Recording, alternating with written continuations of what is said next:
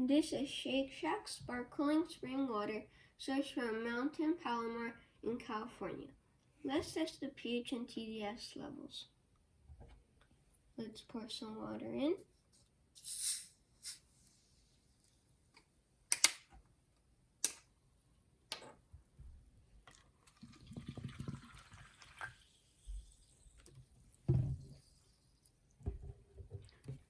First, let's test the TDS level.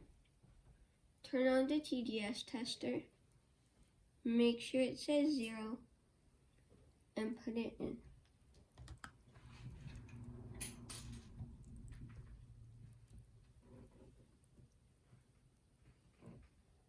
It's in the 100s.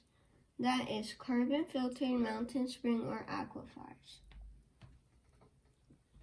Now let's test the pH level. Do 2 to 3 drops.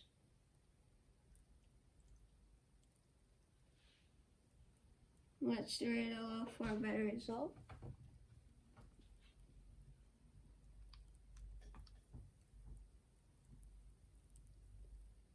I give this a 4. This is acidic.